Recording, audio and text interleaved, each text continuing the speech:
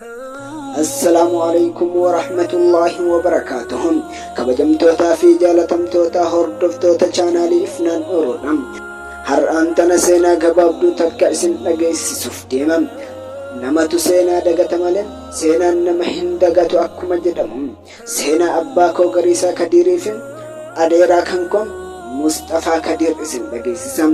Seenaa ajaa'ibaa gammachiisaa fi gaddisiisaa waan nama barsiisam.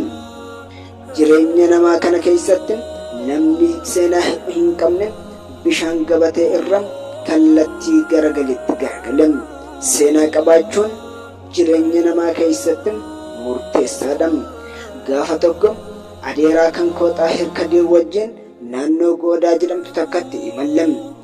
Yommuu wajjin imallu seenaa ajaa'ibaa takkanatti himee turan. Yeroon sun yeroo Asmaraa waan ta'eef achi waliin turram. Yennaasan seenaa addaa takka irraa dhagahem. Ani garuu seenaa kana yommuu dhagahu baay'ee gaddem.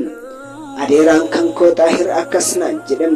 Obboleessi keenya kan hangafam kan maqaan isaa Mustafaa Kadiir jedhamu nama barnootaan cimaa akka ta'e natti himem. Gama barnootaatiin hanga kutaa 7ffaa keessa barachaa turan. Osuma barachaa jiru sababa jeequmsa biyyaatiin isa qabanim lola adeemaniin jedhan. Akka jedhanitti inni nama goota yookaan jagna wahiiti jedhan.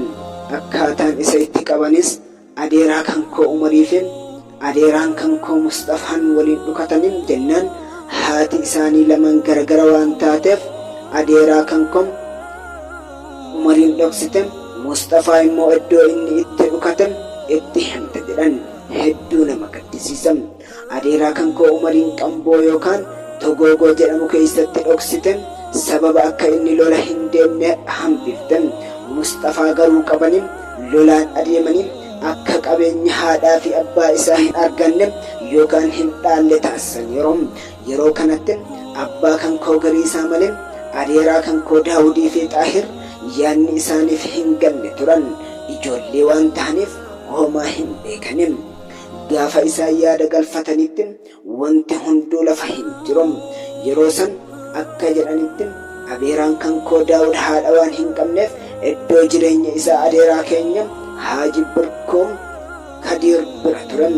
Xaahir immoo abbaa kan koo Gariisaa biratti yeroo dheeraadhaaf barnoota barachaa turan. Abbaan kan koo Gariisaa Kadiir haala jireenyaatiif jecha magaalaa Boqojjiitti waan galaniif adeeraan kan koo Xaahir kutaa 6ffaa magaalaa Boqojjii mana barnootaa Tigil Firee jedhamutti barachaa turan. Abbaan koo Gariisaan iddoo hawaa bursaa keessatti gandaan walii galtee waan hin qabneef gandi abbaa koo Gariisaan bulchiinsa magaalaatti himatten bulchiinsi yeroo san motoraan dhufe abbaa kan koo Gariisaa fuudhan lola akka deemu taasisan. Lola deemuudhaaf warroota lolaaf qophaa'an keessa galchan. Namichiin kun garuu malee nama gaarii yookaan haqqanya namaati jedhan. Namichi bulchiinsaa kun lola erguuf kaanaan abbaan kan koo waa takka amaanaa jedhaniin. Sunis ijoollee tiyya rakkoon akka irra hin geenye naaf kunuunsinaaf guddisan. Mucaa obboleessa kiyyaas Xaahiriin akka barnoota irraa hin afoolline amaanaa jedhaniin.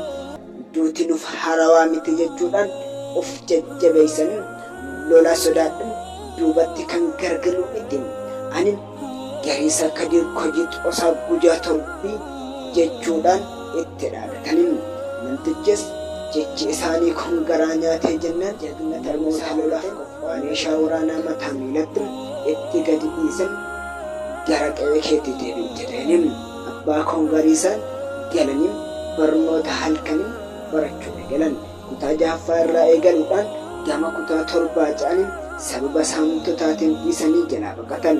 Eega baqatanii Su'uudii deemuudhaaf karaa bu'an. Yeroo asii deeman Somaalee ji'a 3 ta'anii galan. Eega galaniillee haalli jireenyaa itti waan hin tolineef ka'anii karaa Mooyaleetiin deeman. Erga deemaniillee qabamuudhaan gara biyyaatti deebi'aniiru. Achi booda barnoota barachuun waan itti hin mijoofneef dhiisanii maatii ofii kunuunsuufi guddisuu eegalan.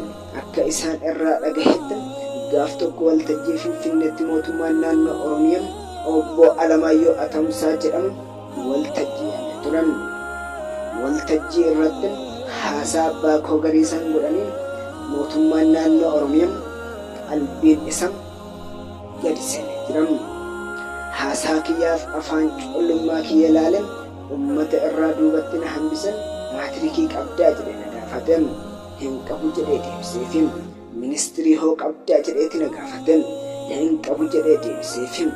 Maal sii gochuu danda'an beekumsa uumamaa kennamtan beekumsa idilee dhabuu kan ta'eef hedduu na gaddisiisa jedhan himimmaan haxaawwataa biraa deeman. Hordoftoota kan kabajamoo fi jajjaalatamu seenaan kun otoo nutti mi'aawu irraa canne seenaa lammataatiin hanga walitti deebinutti turtii gaariin nagahaan nuuf turaa isiniin jechan. Wassalaamu alaykum wa rahmatullaahi wa barakaatuh.